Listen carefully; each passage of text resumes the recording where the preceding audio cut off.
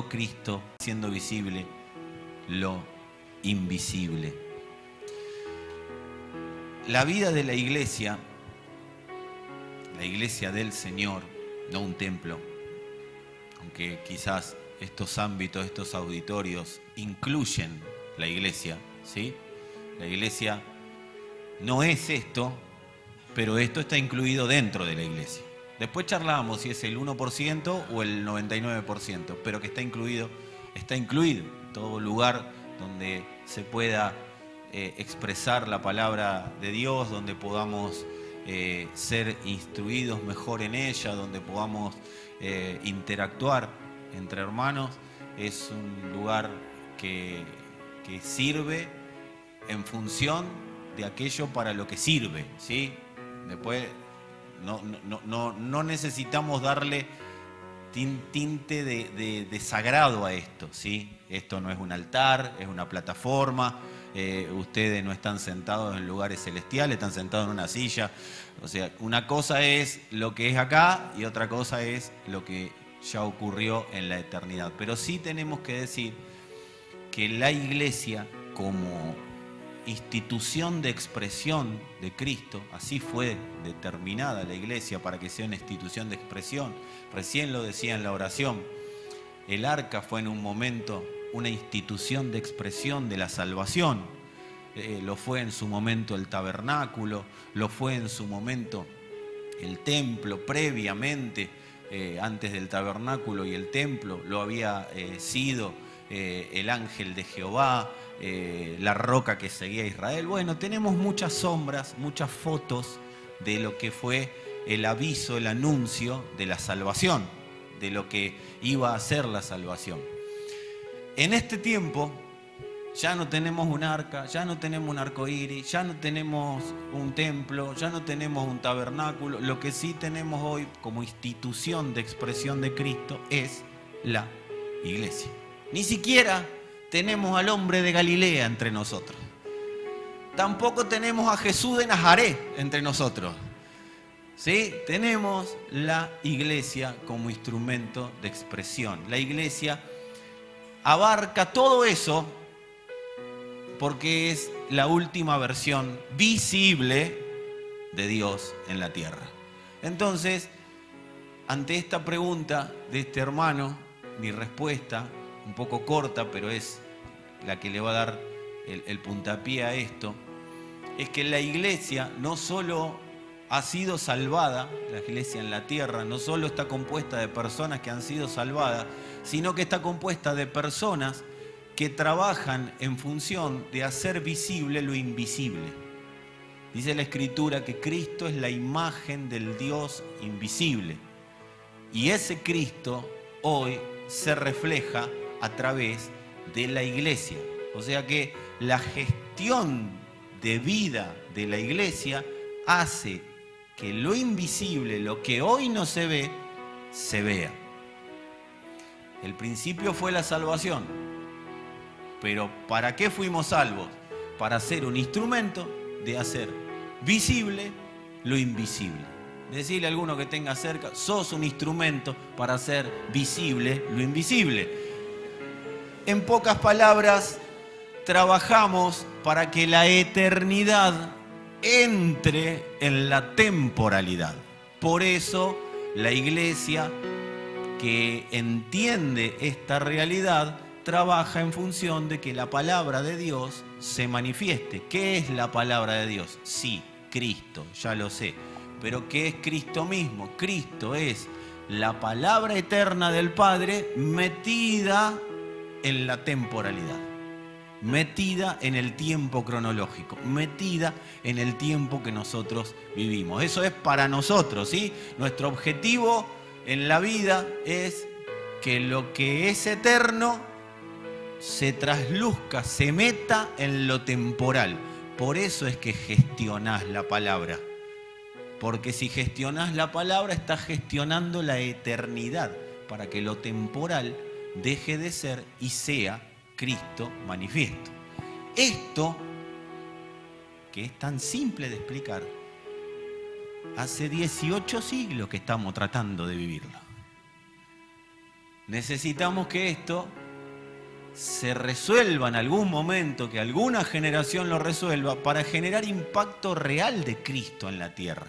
Y no estar dependiendo de políticos, de empresarios y de personas que hagan algo por este mundo. Filántropos. Está muy bien todo eso, pero eso no debería ser el eje nuestro eje, nuestro foco. Es que si Cristo es manifiesto por la gestión de la palabra de Dios, amados, el impacto en la tierra es 100% Dios. Y cuando Dios impacta en la tierra, nada queda igual.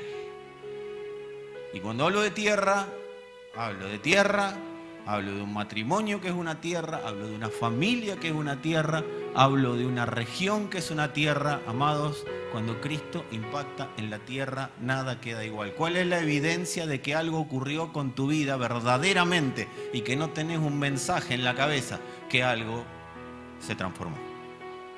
Lo que antes era, ya no es. Se metió lo eterno en lo temporal. Y vos y yo ya no somos los mismos. La palabra de la cruz es muy importante en este entendimiento. Porque cuando nosotros hablamos de la palabra de Dios, estamos hablando de la palabra de la cruz. La palabra que a nosotros se nos permite ver y expresar es la misma palabra que el Padre habló con el Hijo para este tiempo de la iglesia. Cuando digo este tiempo de la iglesia, hablo desde la crucifixión para acá. ¿Sí?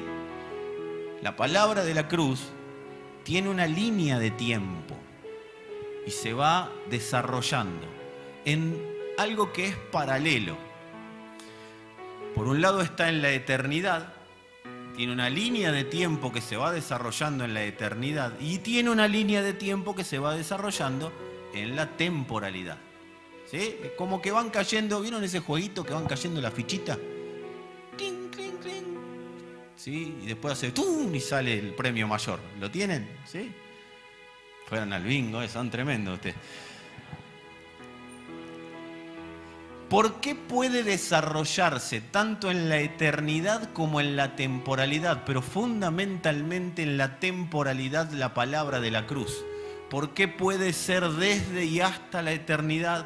¿Por qué la palabra de la cruz nos puede a nosotros invadir y producir toda la transformación que la palabra dice que produce? ¿Por qué puede pasar eso? Por un solo motivo. Porque el Hijo creyó en ella. Las cosas no pasan porque vos y yo creemos. Las cosas que tienen que ver con lo eterno ocurren porque el Hijo le creyó al Padre en todo. Porque Cristo le creyó al Padre. Y como el Hijo le creyó al Padre, Él nos transmitió a nosotros ese creer. Por eso podemos creer. Pero Él pudo desarrollar la palabra de la cruz. Dios pudo desarrollar la palabra de la cruz en la tierra nada más que porque el Hijo le creyó.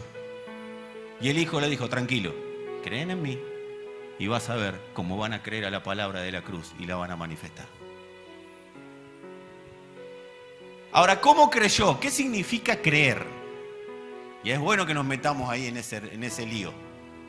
Porque mucha gente dice que cree en Dios. Estamos llenos de gente que cree. Y en estos tiempos que creo en la espiritualidad, ¿viste que te dicen eso? Yo a veces veo la gente que muestra en plenitud su espiritualidad y van a un lugar y le meten un ojo acá con una que le hacen le pintan acá y se ponen así y nosotros vamos por la calle, no oremos por la gente porque queda mal. Cuidado. Amado, es programa de televisión que va y le pinta y el otro se pone, cierra los ojos, le pone un turbante, prende incienso, no le importa nada y nosotros, no, cuidado, a ver si queda mal todavía. Por eso tenemos que definir el creer. ¿Qué es creer desde la perspectiva de Dios? ¿Cuál es el creer en modo Cristo? El Señor creyó a la palabra de la cruz sin razonar. Y por eso pudo hacerse efectiva en nosotros. Porque creyó sin razonar. ¿Qué es sin razonar? Tenés que ir a una cruz. Ok. No es, ¿y por qué? vas a sufrir. ¿Y por qué? Eso ya es razonar, eso no es creer. Porque a todos nos gusta creer, ¡oh, el Señor va a hacer el milagro! Y todos van a decir, y el pueblo dice, Pero cuando viene Dios y te dice, es necesario que a causa de muchas tribulaciones entre al reino de Dios, ¿por qué las tribulaciones? Yo puedo ver a Dios diciendo, yo te predico el evangelio del Keti. ¿Conocen el evangelio? ¿Quién no conoce el evangelio del Keti? Ah, lo conocen todos. Para el que no lo conoce, que esté en su casa. ¿Qué te importa? Así sería. O sea, Dios te dice, vas a pasar tribulaciones, pero tranquilo, vencí. Y nosotros nos quedamos con él venció. Sí, pero hubo tribulación. En el mundo tendrás aflicción. ¿Y qué dice el normal, el evangélico promedio? ¿Por qué? Y por ahí no lo dice cuando se lo predican. Pero cuando viene la aflicción, ¿por qué? ¡Oh, Señor! ¿Por qué esta injusticia? Y ahí viene Dios y dice, ¿querés que sea justo? ¿De verdad me estás pidiendo que sea justo? ¿De verdad me estás pidiendo justicia? Porque es injusto que estés vivo, ¿eh? ¿Querés justicia? Yo te hago justicia. Si querés que midamos con la vara de tu justicia, es la vara humana. A la vara humana que el hombre tenía que morir. No, Señor, tranquilo. Tu justicia es para siempre. Amados, todo el que cree sin razonar la palabra de la cruz es alguien que la va a establecer. Todo aquel que no la razona, la establece. Pero la Biblia habla del culto racional. Sí, está hablando de que no sean una manga de desaforados cuando se reúnan. Piensen un poquito. Si hay gente que no conoce al Señor, no se pongan todos los gritos en lengua porque nadie va a entender nada. No se tiren al piso, no descabecen gente. No se pongan, si hay alguno que está ahí con problemitas de algunos visitantes internos, sáquenlo, córranlo a un lugar, llévenlo a otro lado, no enchastren todo el piso. Eso es culto racional. Pero lo que no se razona es la palabra. La palabra de la cruz no está para ser razonada, porque el que no la razona la establece en la tierra. ¿Saben lo que ocurre? Se establece como verdad. Cuando la palabra de la cruz se razona, empieza la filosofía. Pero cuando se cree y punto, se establece como verdad y la verdad vence a la mentira. Jesús no tenía autoridad por decir la verdad. Oh, miren, acá se predica la verdad. Este que vino predica la verdad. En Ajé predicamos la verdad.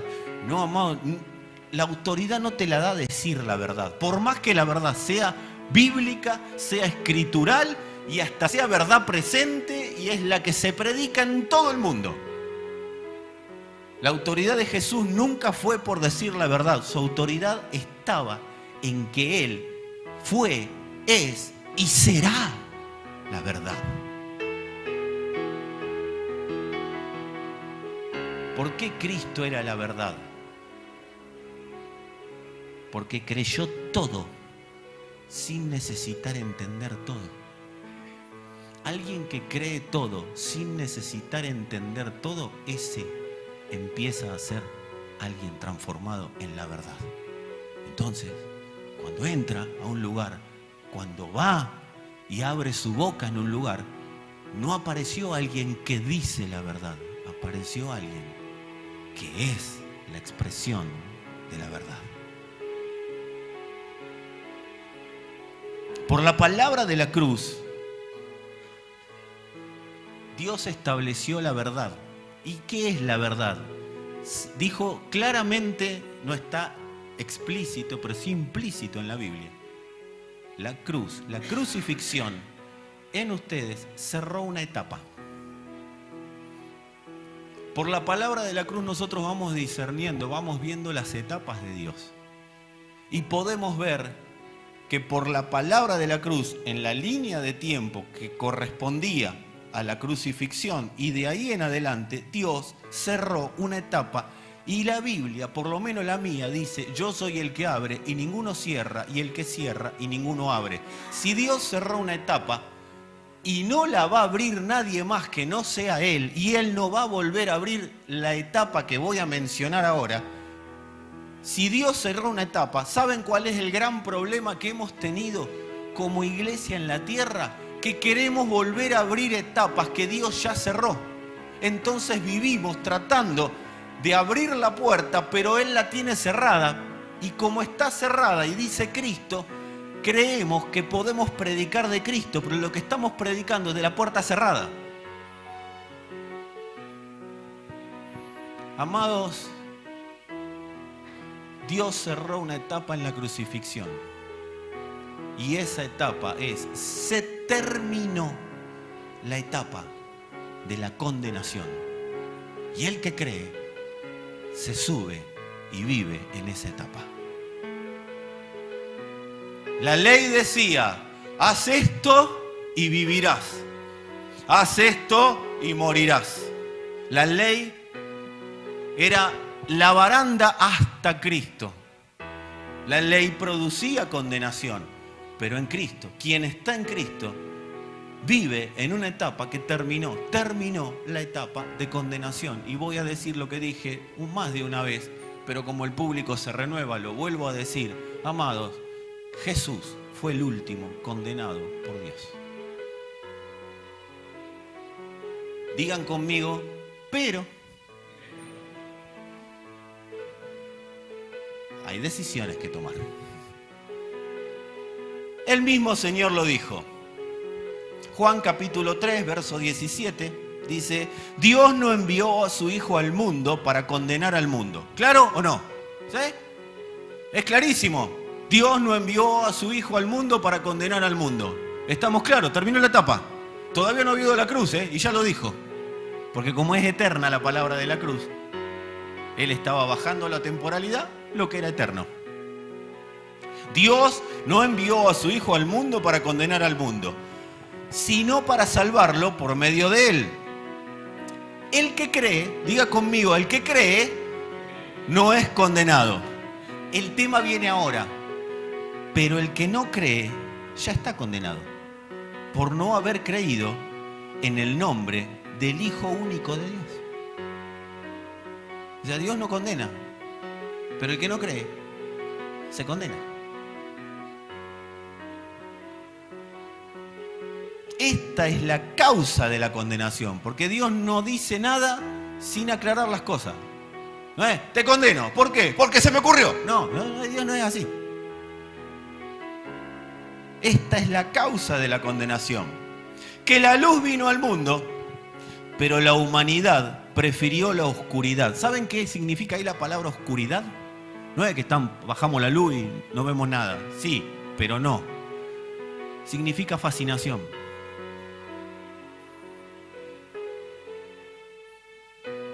La luz vino al mundo, pero la humanidad prefirió la fascinación. Por eso el mismo Jesús dijo: aún los escogidos serán engañados. Ojo, con todo Mesías que ande dando vuelta por el mundo que no sea Cristo. Ojo con a quién escuchamos. La humanidad prefirió la oscuridad, la fascinación, a la luz, porque sus obras eran malas. ¿Qué significa que las obras eran malas? Estaban llenas de anarquía, llenas de mentira y llenas de autosatisfacción. Cuando vos escuches palabra que venga con condimento de anarquía, ¿se entiende anarquía? ¿Quién no entiende anarquía? Anarquía, desgobierno, que no te gobierna nadie. A mí me gobierna nada más que el Señor. Bueno. Palabra de anarquía, de mentira y de autosatisfacción. ¿Qué es autosatisfacción? Todo centrado en mí. Cuando vengan palabras de esa índole, son las obras que el Señor reprende. Si yo creo a esa palabra de condenación, aunque soy salvo, pongo todo mi ser en un sistema de condenación. Así que, amados, ¿se acuerdan de ese programa que era Caso Cerrado? ¿Lo tiene? Bueno, para Dios es caso cerrado. Lo dice claramente. Lo que no sea parte de mi negocio es tinieblas. O sea, lo que no sea luz, lo que no sea salvación, es tinieblas. Lo quieran llamar como lo quieran llamar. Quien no está en mi negocio, está en tinieblas. O sea, quien no está en el negocio de salvar y continuar salvando, está en tinieblas.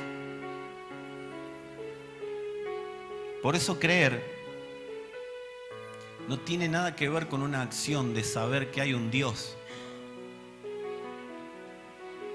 Creer es que Dios nos da la posibilidad de alinearnos con su mente para creer como Él cree. Dios nunca nos mandó a creer a nosotros en Él, nos mandó a alinearnos con Él para obedecer a la fe, o sea, para creer en lo que Él decidió que creamos. Creer es vivir para que la luz se propague en la tierra. Eso es creer.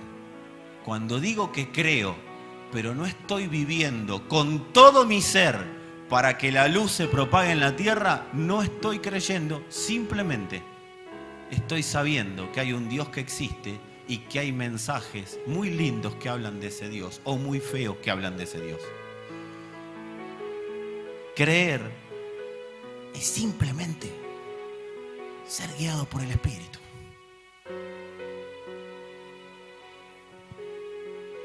¿O no dijo el Señor a través del hermano Pablo que no hay condenación para aquellos que son guiados por el Espíritu? Porque el que es guiado por el Espíritu nunca va a ser condenado, porque el Espíritu nunca se va a autocondenar, ni autoflagelar, ni convencer de que es mejor una cosa que Dios. No, amado, siempre que soy guiado por el Espíritu me va a llevar a trabajar en función de que su salvación, de que su luz gobierne la tierra. Ahora, para que eso ocurra, el Señor debía desactivar el poder de la condenación. Porque el poder de la condenación estaba por causa de la ley en todos aquellos que no habían podido disfrutar de la cruz. Estaba el poder de la condenación. Por eso no podemos mezclar ley con Cristo. Es decir, la ley vino hasta Cristo. Cristo es la continuación de la ley, pero yo no puedo mezclarlo. Es como que yo quiera volver en esta edad a tener 8 años. No se puede. Puedo hacer fuerza, pero no se puede. Por eso creer me lleva a que sea guiado por el Espíritu. El que cree es una relación simbiótica. Creo porque soy guiado por el Espíritu. Y soy guiado por el Espíritu, por tanto creo. Pero tenía que desactivarse el poder de la condenación. Porque todo condenado es un convicto hasta que pague la condena. ¿Cuántos lo saben? Todo el que ha sido condenado es convicto hasta que pague la condena. Y el Señor fue muy claro. Todos están destituidos de mi gloria. No hay justo ni aun uno. El Señor fue muy claro. Adán afuera. Lo dijimos hace unos días, el gran problema de Adán no fue que comió de un fruto.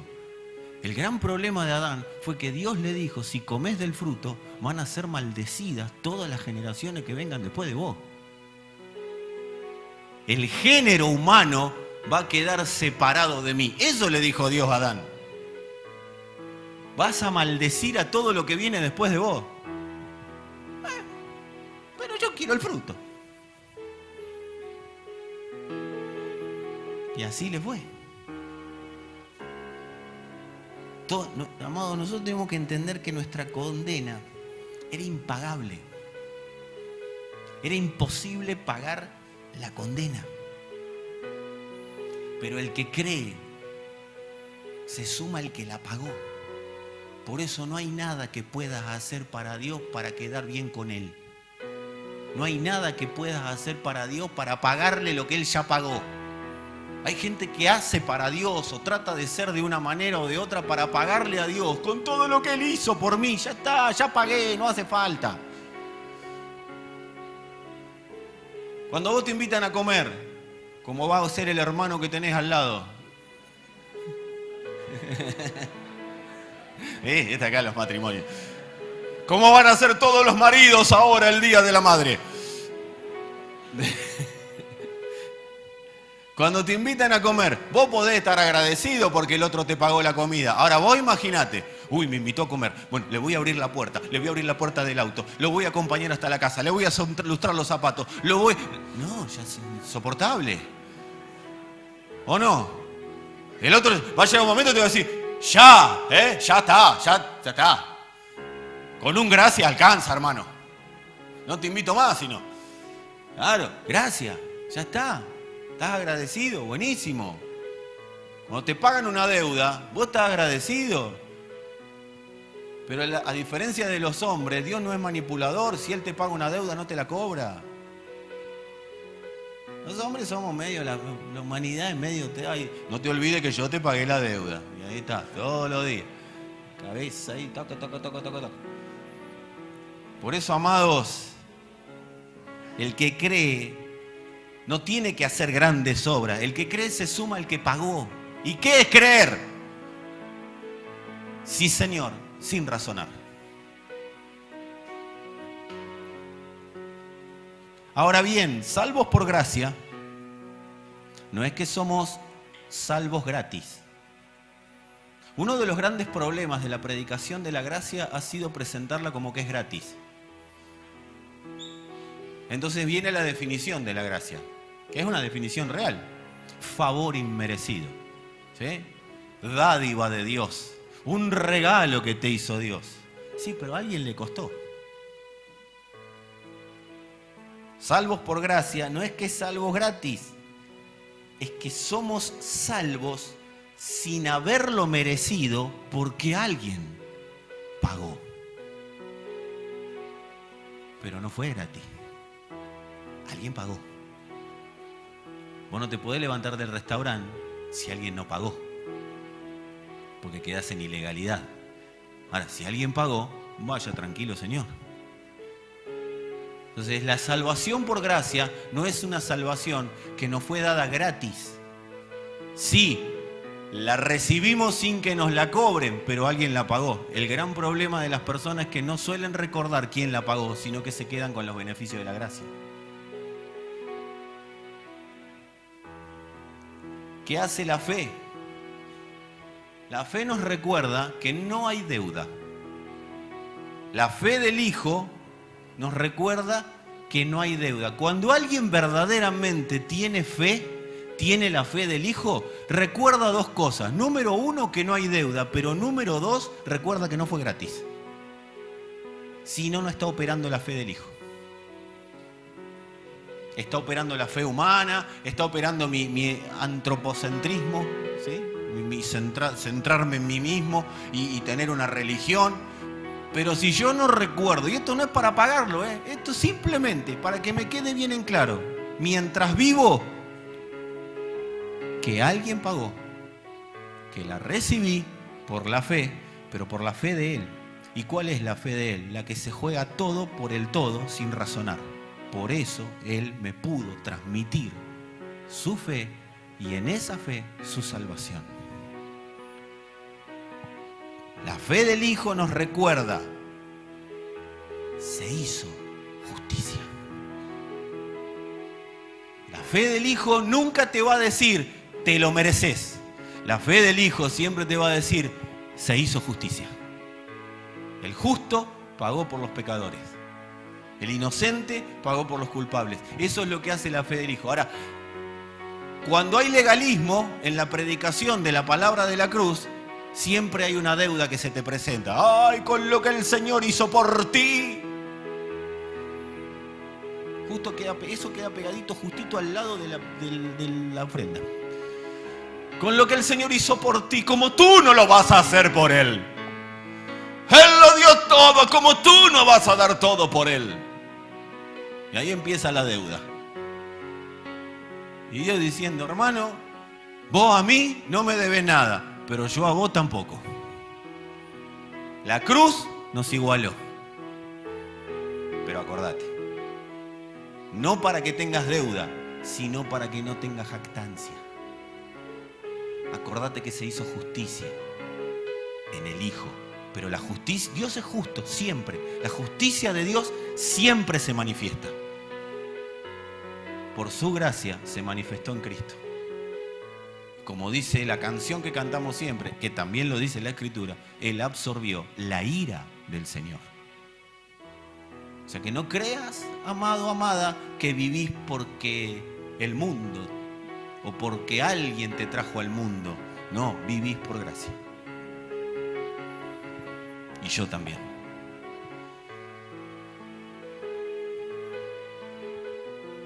Ahora, ¿qué hizo el Señor? Que la palabra de Dios en esta línea eterna se meta en la línea temporal, gracias a su justicia. O sea, vino el justo, se despojó de su justicia y justificó a los condenados. ¡Wow! ¿Dios me ama o no me ama? Ay, con todas las cosas que hago, ¿Dios me ama o no me ama? Dios no te ama. Yo quiero decirte algo, Dios no te ama. Dios te amó. Y podríamos armar una predicación. Dios te amó y punto. ¿Sabes por qué punto? Porque yo lo puedo ver a Dios diciendo, ya te amé. Ay, con lo que hice. Con lo que hiciste, te metiste en un sistema de condenación. Pero yo no te condené. Con lo que hiciste, estás viviendo bajo condenación. Pero no estás condenado por mí. Vos te decidiste condenar, pero yo no te condeno. Porque el justo se despojó de su justicia y justificó a los que eran condenados. Eso es salvación. Por esa justificación ya no se nos llama condenados. Parece que te estoy diciendo que agarré los grilletes y los arrastré hasta acá en la esquina. Amado, te estoy diciendo que por la justificación del Señor, Él ya decidió no llamarte condenado ni condenada. ¿Querés saber cómo te llama el Señor y cómo me llama a mí? Vamos, te voy a dar algunas pocas, porque si no, no nos vamos más. Algunas pocas palabras que Dios utiliza para referirse a nosotros. Romanos 1:7. ¿Tenés ahí, Guido? Romanos 1:7. ¿Leen ahí lo que dice? A todos los que están en Roma en este caso, pero ¿cómo les llama a Dios? Amados de Dios, llamados a ser santos. Mirá al que tenés al lado, decirle, amado de Dios. Si es mujer, decirle amada, ¿sí? Sos llamado a ser santo.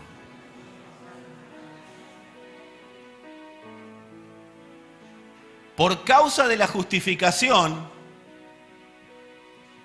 Dios dice a los santificados en Cristo Jesús, llamados a ser santos con nosotros, con todos los que en cualquier lugar invocan el nombre de nuestro Señor Jesucristo, Señor de ellos y nuestro.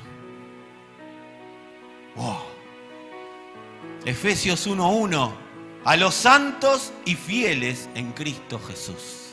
Estos estaban en Éfeso, pero nosotros estamos acá. Filipenses 1:1. A todos los santos en Cristo Jesús.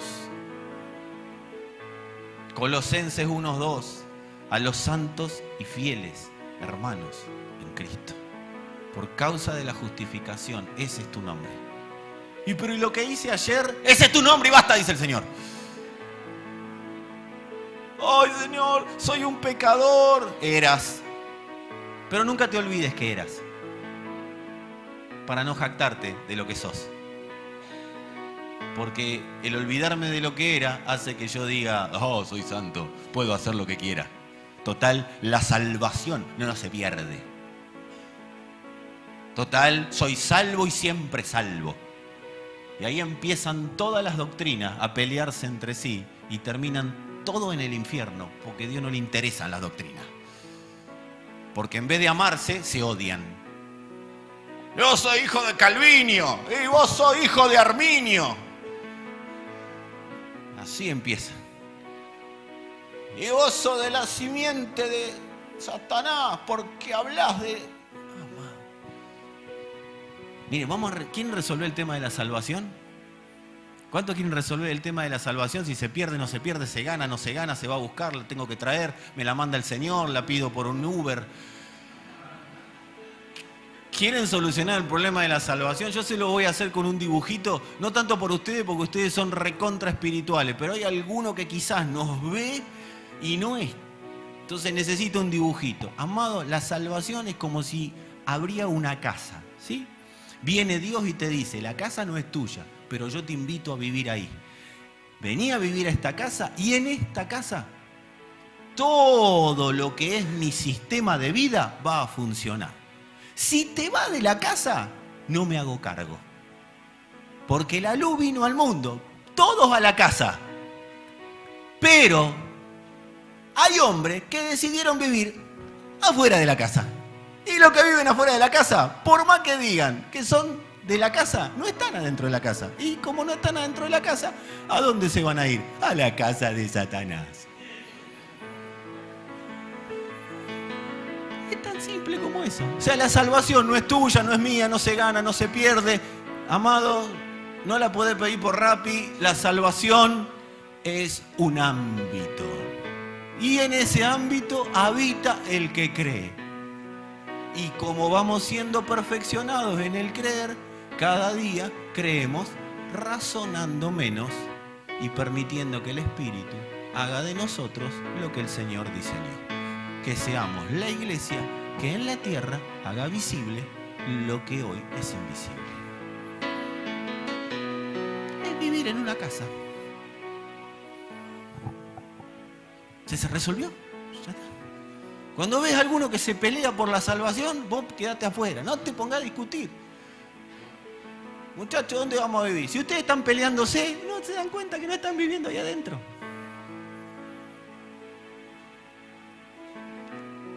¿Cuál es el desafío de los ex condenados?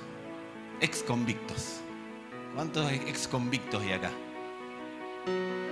Yo me declaro ex convicto. Es voy a decir, no sé cuántos días van porque no me acuerdo, pero ponele que vayan, es el día 1000 de dejar de ser ex convicto. Pero soy un ex convicto.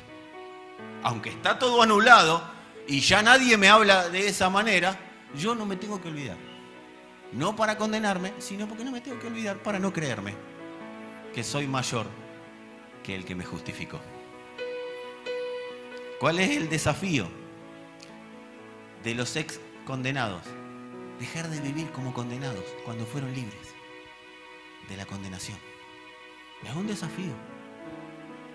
Que los ex condenados dejen de vivir como condenados, porque la mente sigue en un sistema de condenación a veces. Digan conmigo, o decirle a alguno, necesitas salir en la mente y en las acciones del sistema de condenación. No alcanza, casi que no alcanza con decir, Cristo me hizo libre, libre Señor, rotas fueron las cadenas, mi amado está atado a todo. Los ex condenados tienen el desafío de dejar de vivir como condenados. Eclesiastés dice, voy a tratar de citarlo y si no, voy a pedir la colaboración de mi amada esposa, que he visto, ¿cómo es, amor? Decímelo así, no lo digo mal.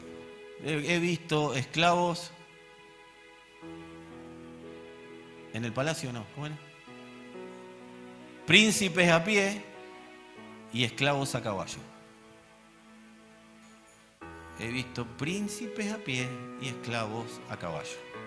He visto una iglesia que fue declarada libre a andar como condenada. Por eso el Señor en un momento llegó a decir: los hijos de las tinieblas son más sagaces que los hijos de la luz. A veces, amados, por no entender cómo funciona el sistema de salvación, simplemente nos quedamos: hoy soy salvo, listo, ya está, y con esto se terminó el mundo. A partir de ahora vivo para mí. No. El Señor nos dio la posibilidad de vivir en un sistema que verdaderamente avanza contra toda mentira, contra todo anarquismo, contra toda maldad, contra todo lo que se opone contra el conocimiento de Cristo. Efesios capítulo 5, 8 al 12, dice: porque ustedes antes eran oscuridad y ahora son luz en el Señor. Vivan como hijos de luz. El fruto de la luz consiste en toda bondad, dice el Señor. Yo quiero ir por parte. Dice: antes eran oscuridad y ahora son luz en el Señor. Vivan como hijos de luz. Y dice: el fruto de la luz consiste, número 1, en toda bondad. Ahí la palabra bondad significa, da el sentido de sacar a otros de lugares de oscuridad. Cuando dice vivan en toda bondad, es vivan sacando a otros de sistemas de oscuridad. Y está diciendo que hacer el bien a otros no necesariamente es con métodos suaves. Pueden buscar la palabra en el original. O sea, sacar a otros de la oscuridad a veces no es con métodos suaves. A veces es salir de ahí. Y es así, amado. Por eso los apóstoles no eran muy dulces al oído humano, porque ellos veían que el sistema constantemente operaba para ir en contra de los hijos de la luz, ir en contra de los hijos de la luz. Cuando nosotros agarramos a los jóvenes allá arriba o donde estamos y decimos: soltá el celular, es porque soltá el celular, hermano, porque si tenés el celular en la mano vas a tener problemas de no poder comprender aquello para lo que nosotros estamos transmitiendo la palabra. Y si vos no entendés a qué nos estamos dedicando, van a ser los días más frustrantes de tu vida, porque vas a decir: conocí a Cristo, o Cristo me fue presentado a los 12, 13, 14, 15 años y estuve hasta los 30 en un sistema de oscuridad innecesariamente, y Dios no tiene la culpa de todas las frustraciones que vayas a tener los próximos 15, 20 años de vida por no oír la palabra de la cruz cuando te fue presentada. Digo los jóvenes, como puedo decir a cualquiera de nosotros. Por eso, amados, el fruto de la luz, ¿cómo muestro luz? Trabajando para que salgan otros de la oscuridad. ¿Cómo? Como sea, amado. Tampoco a las trompadas, pero a veces un chirlito. No.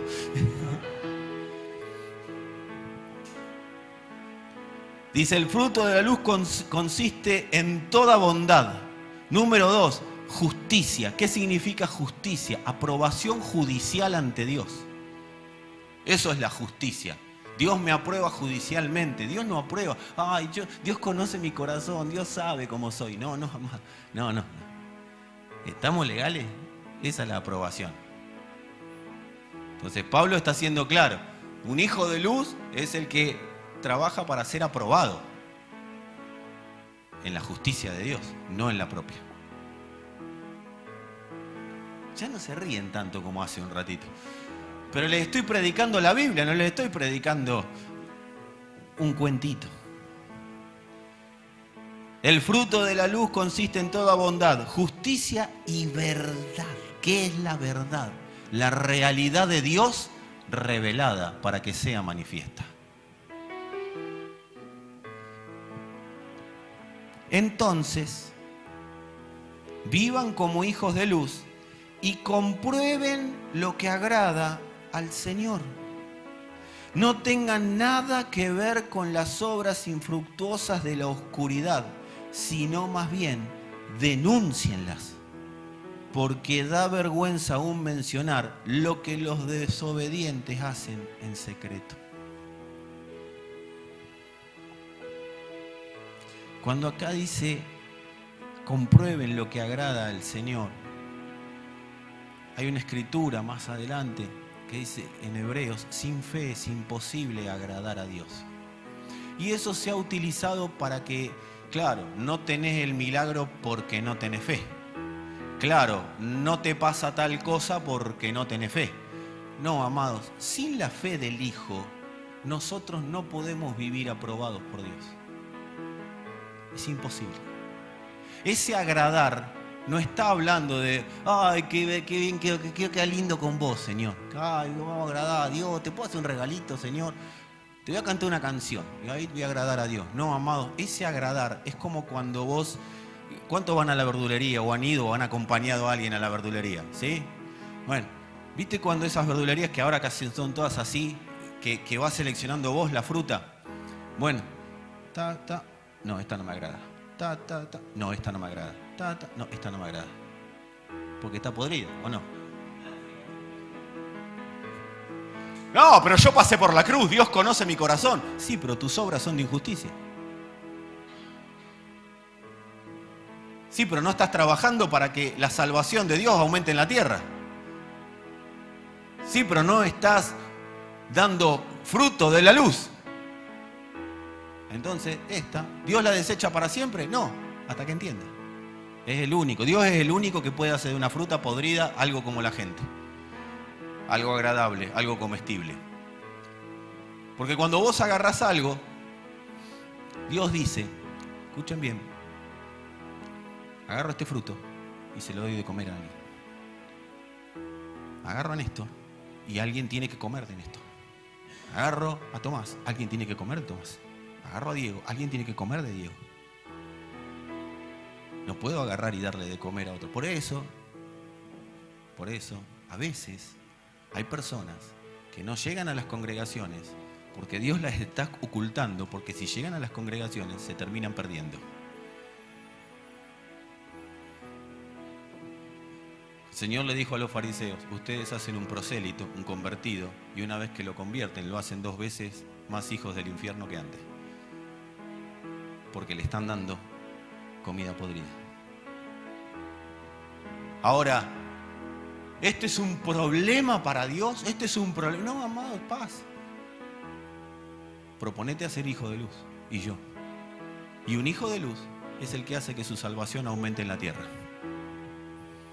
Sin razonar, creyendo en todo.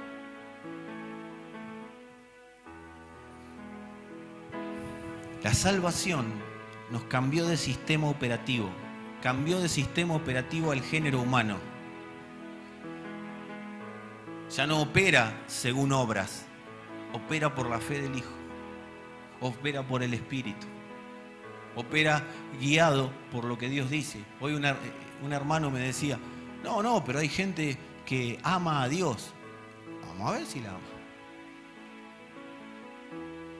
El que me ama, guarda mis mandamientos. Pero también dice, pero no son gravosos, no son leyes que no se puedan cumplir. ¿Cuáles son los mandamientos de Dios para nosotros, para la iglesia? Es anda a la derecha, anda a la izquierda, anda para acá, anda para allá. Lo que diga, hacelo y verá fruto. Dios nunca va a hablar en contra de lo que Él promueve. Él promueve que seamos instrumentos de salvación. Nunca va a hablar en contra de eso. Ahora no te va a mandar a predicar como un loco si tenés la vida arruinada. En breve vamos a estar dando algunas charlas a los hijos, a los padres, a las familias, a los matrimonios.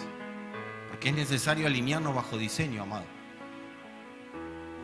Es necesario entender cómo funciona el diseño de Dios para cada individuo, para cada matrimonio, para cada familia, para la congregación. Es necesario, amado, es necesario. El que está solo entenderá el diseño solo, el que tiene hijo entenderá el diseño de Dios para con los hijos. Hay muchas cosas que no funcionan porque estamos operando en la oscuridad.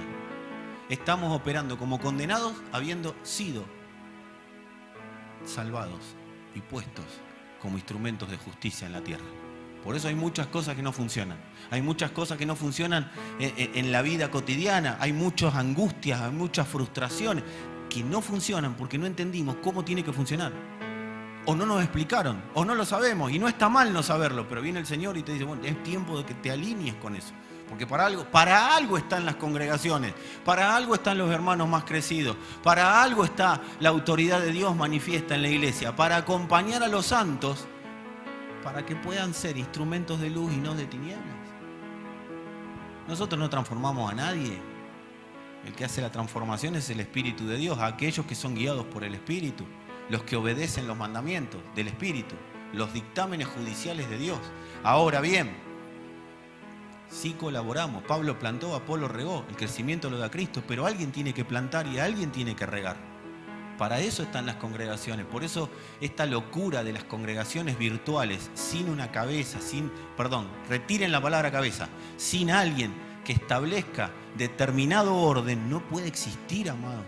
No debería existir. Sin embargo, la religión hizo muy bien su trabajo y hace que cada uno tenga el Dios que quiere y como quiere y cuando quiere. Pero si no hay un orden, amado, yo voy a obedecer a Dios. ¿A cuál y cómo? Decímelo ya.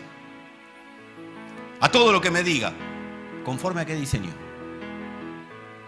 Porque si el diseño no es escritural, número 1, y número 2, no es bajo un cierto orden congregacional, amado, eso no es diseño, eso es anarquía. Eso es parte del sistema de mentira. Eso es parte del sistema de condenación. Y nosotros no nacimos para perder más tiempo ya.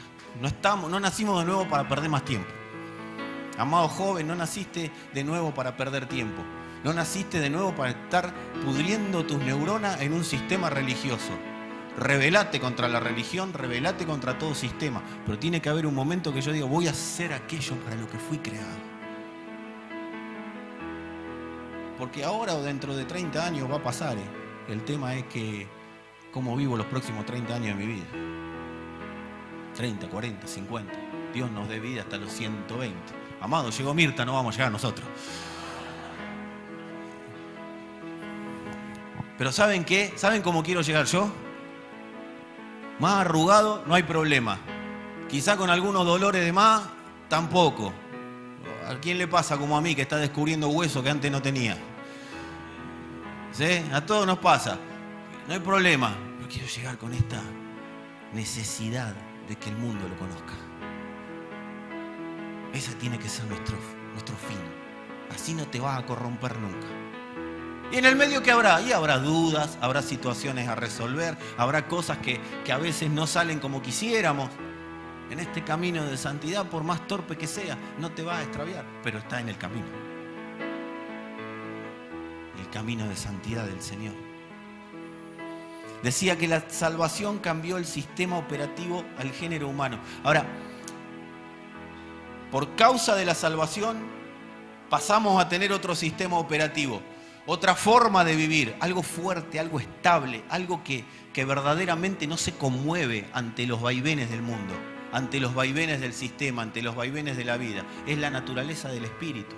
No es que tenemos una nueva naturaleza, Él nos da de su naturaleza. ¿Ves cómo cambia, amado? ¿Ves cómo nos hemos hecho arrogantes hablando bien, hablando lindo? Dios me dio, soy nueva criatura, lo declara la Escritura. No, amado.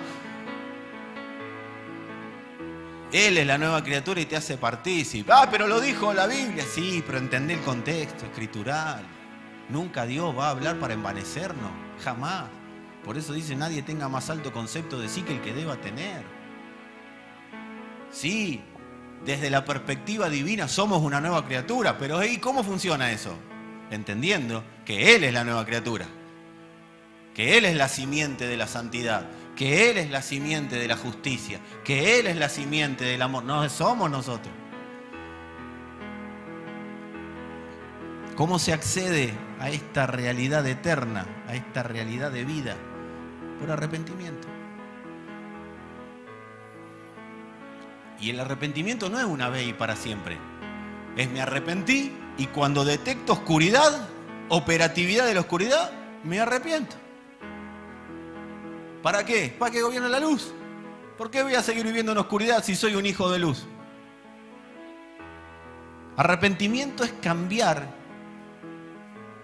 tanto de dirección postal, ¿sí? Me voy a la casita llamada salvación y dejo de vivir en la casita llamada condenación. Esto es lo que no entendió Israel, la segunda parte, lo que viene ahora. Salimos de Egipto, ¿y ahora dónde vamos? Caminen. Ah, no, pero a mí me tenés que decir a dónde vamos. Marchen. Ok. Uy, pero vienen los egipcios. No hubiéramos quedado muriendo, no, en Egipto. ¿Por qué nos trajiste a matar al desierto? No. Yo te dije salí, salí. Lo bueno de Dios es que mientras vas transitando, ya estás en la casa. Cambia de dirección postal y cambia de sistema operativo. Deja de vivir por obra para vivir por la fe del Hijo, por el Espíritu del Hijo.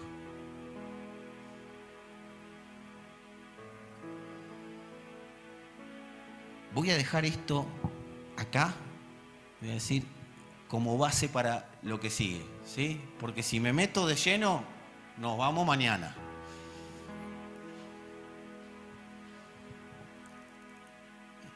Y algunos me pidieron ver MasterChef, no sé, los carnales.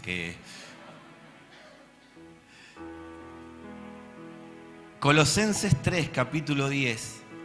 Me encanta esta versión. Porque dice, se han revestido de la nueva naturaleza. La del nuevo hombre, que se va renovando a imagen de Dios, su creador, para llegar a conocerlo plenamente. O sea, ¿para qué sirve haberse revestido de la nueva naturaleza? Para irnos renovando a la imagen de Dios, para llegar a conocerlo plenamente. Pero ese no es el fin en esta tierra. El fin en esta tierra es conocerlo, pero para ser un instrumento de que el mundo lo conozca.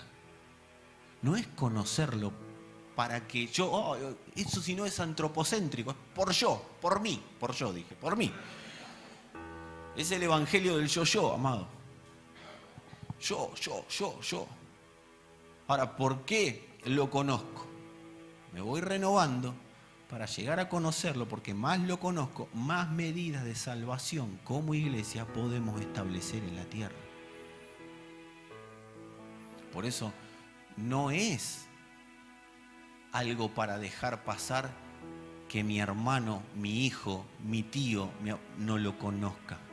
No es para dejar pasar que mi hermano que está a mi derecha y el que está a la izquierda, en este momento, mañana y ayer, decidan no conocerlo, decidan no ser un instrumento de luz.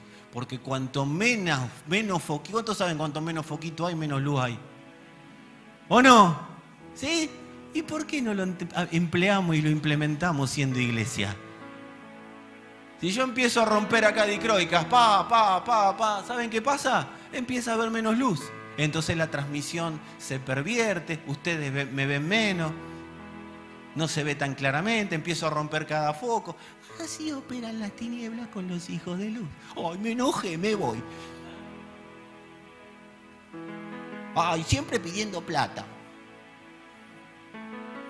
¡Ay, no, pero yo tengo que... yo tengo mis tiempos. No, Dios conoce mi corazón, Él sabe cómo soy y sabe que quiero, pero no puedo. Yo soy muy joven, tengo que vivir la vida, tengo que hacer cosas, a mí que no me vengan a decir. ¿No entendés que estás pervirtiendo a otros la posibilidad de verlo más claramente? La iglesia, amado, las congregaciones de hoy están demasiado saturadas de mensajes del nuevo pacto. Pero ¿saben qué? Siguen viviendo en el antiguo pacto. ¿Saben por qué? Porque el antiguo pacto era un sacerdocio arónico. Todo dependía de uno. Y todos hacían lo que uno hacía. Amados, el evangelio de Cristo, todos somos uno en Él. Él manda y todos nos movemos, porque si no, se pierde en la tierra la imagen de Él. Dice la Escritura, si nuestro evangelio está escondido, entre los que se pierden está escondido. Necesitamos un RCP urgente. Necesitamos reacción urgente. Hermanos con hermanos. No depende de que el pastor sacuda a uno, no depende de que el pastor haga una campaña, no depende de que el pastor tenga 14 trabajos para sostener esto. No, amado, tampoco depende de que un hermano sea exprimido para que esto sea sostenido. No, amado, esto depende de que todos entendamos que somos hijos de luz para establecer esa luz en la tierra. Porque Él es la imagen del Dios invisible. ¿Cuándo lo invisible se hace visible? Cuando la luz aparece. Es empezar a salir de ese evangelio antropocéntrico en el que estuvimos. Yo le dije 14 veces esa palabra, la digo 14 veces más y hablo en lengua, yo lo sé, amado.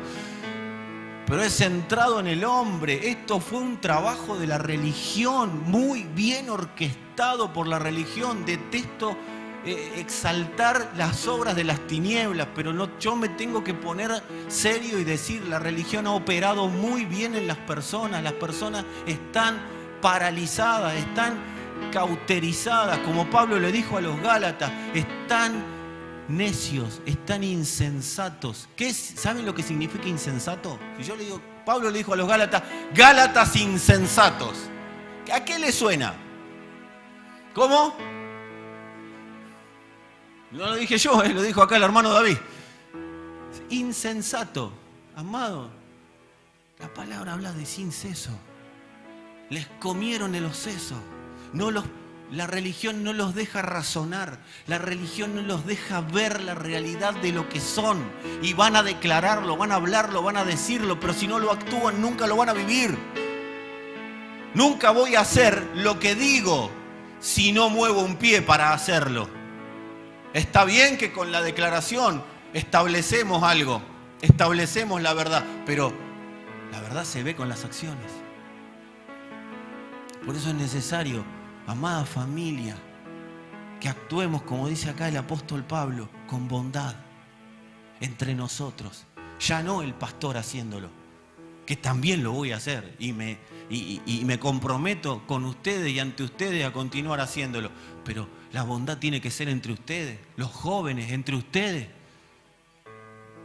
Si un joven está errando y viene otro joven y alerta a la iglesia, ese no es un chusma, es alguien que quiere que te vaya bien. No estamos en un viaje de egresados, amados. Esto no es los códigos de la vida. No, un joven, un adulto, el que sea, que venga y cuente algo que algún hermano necesita salir de una situación. No es que está chusmeando, está avisando. Che, se nos cae uno, tenemos menos luz en la tierra. Hay menos impacto de Cristo. Hay gente que se ofende porque le avisan a un hermano que ese hermano está errándole.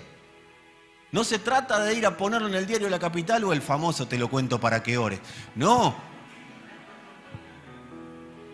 Pero los hermanos más crecidos tienen que estar enterados de que un hermano está errando. Yo me gozo cuando recibo en mi celular, no me gozo lo que le pasa, pero me gozo cuando la persona expone lo que le pasa. Verdaderamente lo que le está pasando en ese momento, porque es una manera de denunciar. ¿Qué dice acá el apóstol Pablo? No tengan nada que ver con las obras infructuosas de la oscuridad, sino más bien denúncienlas. Pero no solo lo que está haciendo Néstor, se lo voy a decir a Mar. No, amado, esto no es para que los hermanos estén chusmeando, porque eso es pecado. Esto es para que las autoridades de la iglesia puedan colaborar. Pero no solo en ese sentido, sino también en el interno. Eso es confesar. Hay una obra de las tinieblas operando en mí. No le voy a echar la culpa a nadie. Señor, ahí está esta obra, ¿qué hago? Y va a ser como con el apóstol Pablo, el Señor, cuando era Saulo. Ve a Damasco y se te dirá lo que tengas que hacer. Quizás Dios mismo te dice en ese momento, arrepentite de esto. Y quizás Dios te diga, anda y habla con un hermano, pero no dejes naturalizada la obra de las tinieblas, porque no te sirve a vos, no le sirve a nadie, no le sirve a Dios. Y te va a carcomer por dentro, va a ser una gangrena. ¿Todos saben cuando digo gangrena, todos entienden? Gangrena es una infección que te va comiendo, te va comiendo, te va comiendo y no te das cuenta. Hace unos días, hace un tiempo largo ya, estoy con un problema en el hombro, ¿sí? Hace unos 45 días me infiltraron. Y anduve con la infiltración, subía el hombro, bajaba el hombro, hacía lo que sea. Claro, se me pasó el efecto. Y me quiso volver a infiltrar. Y le dije, no, porque va a seguir la lesión. Y yo no voy a sentir el dolor. Pero la lesión va a seguir adelante. Amado, no deje que te infiltren las tinieblas. La oscuridad, que no te infiltre. Porque no es normal decir que las obras de la oscuridad están bien y yo en algún momento las voy a resolver. No, vamos a operarnos sin anestesia. Por supuesto que en esto va a pifiar, todos vamos a pifiar, estamos en proceso, somos perfectos, pero estamos en proceso de perfección, es tremendo esto. En la eternidad somos perfectos, pero esa perfección se está manifestando. Nos vamos pareciendo cada día más a la iglesia que Dios diseñó.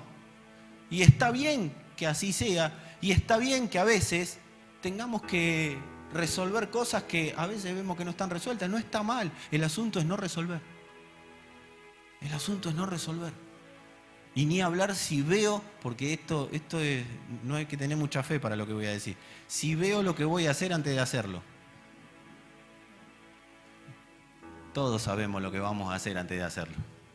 Amados, todos sabemos que mentimos, todos sabemos que ocultamos cosas, todos sabemos. No sé por qué me pasa esto. Yo les quiero decir algo, amada familia, esto, medio milímetro que te corras y medio milímetro que me corra del sistema de salvación hará que todo lo que siga después de ese milímetro que me corrí esté bajo el sistema de condenación. Y quiero decirte algo, cuando lo voy a abrazar y le voy a decir, te amo, hermano, al rey David. Porque el rey David decía, no sea que yo caiga, prefiero caer en manos de Dios a caer en manos de mis enemigos. Dios sí tiene misericordia. Dios opera en gracia. Porque si te salvó, no te está buscando para condenarte y echarte del sistema de salvación. Si te salvó, es para perfeccionarte en esa salvación. Dios no te busca para echarte, pero no te eches solo. Como bien dijo el Señor, el que no cree ya ha sido condenado. Porque no cree. Porque decidió no someterse a la palabra que vengo a traerle, al banquete que vengo a darles. Por eso, amada familia, es momento de empezar a entender que Dios nos salvó, pero nos continúa salvando. Dios nos sacó de la condenación, pero hay cuestiones en nuestra mente que siguen operando. Miren, con esto sí termino. Nosotros tenemos que entender cómo opera el sistema de condenación. ¿Saben cómo opera el sistema de condenación? El sistema de condenación empieza con un pensamiento. Digan conmigo, pensamiento no es pecado. Empieza con un pensamiento. ¿Saben a qué apunta ese pensamiento? A algo que está dentro de mis pasiones, las ocultas, las pasiones, las obras que son reprendidas, ¿sí? Para que las obras no sean reprendidas, las obras de oscuridad. Apunta con un pensamiento. Ese pensamiento puede llevarse a la acción o no. Si no va a la acción, quedó en un pensamiento. Y hay cosas que están demasiado arraigadas entre nosotros. Miren, amado, una persona que durante algún tiempo de su vida miró pornografía y yo le tengo que decir la verdad, no se le va a descontaminar la cabeza en 30 segundos. Oh, el Señor me salvó. No, será un proceso de renovación constante, de salvación constante, y cada vez que no tenga esa persona ganas de ver pornografía, cada vez que le dice que no, será una renovación. Pero esto es un proceso, amado. Digo pornografía porque es lo que más contamina el cerebro. Es algo que se enquista, ¿sí? Una imagen tarda muchísimo en salir del cerebro. Entonces, ¿qué va a venir el pensamiento? A que mire pornografía. Va a incitar. Lo mismo con aquel que estuvo en adicciones, lo mismo que aquel que tiene cuestiones de violencia, ¿sí? que es violento, o era violento y era iracundo. Entonces, ¿qué va a venir? Y rompele la cabeza al que te frenó de golpe, porque va a venir eso. Todo va a empezar con un pensamiento. Si le rompes la cabeza, es pecado. Si vos decís, qué ganas de romperle la cabeza, qué ganas de no verte nunca más. Listo, se fue el pecado. ¿Sí? No es pecado hasta que mientras esté acá. Ahora, esto opera como... ¿Cuántos han comido alguna vez asado? Todos los que alguna vez comieron asado pasan por una parrilla y... ¿O no? ¿Sí? Olés. ¿Y vos qué decís? ¿Qué olor asado? ¿O no? Entonces, el pecado actúa de esa manera. El sistema de condenación te tira el olor al asado para que vos lo empecés a disfrutar antes de comerlo. Vos tenés dos opciones. O entrás a la parrilla o decís, la próxima tendré menos ganas de comer asado. Si entras a la parrilla, estás en el horno, amado. Ahora, si seguís de largo, te quedaste con las ganas, pero no ocurrió. No pasó. Estuvo el olor. Eso es la tentación. Pero pasé de largo. El asunto es que es muy raro que si estoy centrado en que la salvación progrese en la tierra, yo entre a la parrilla.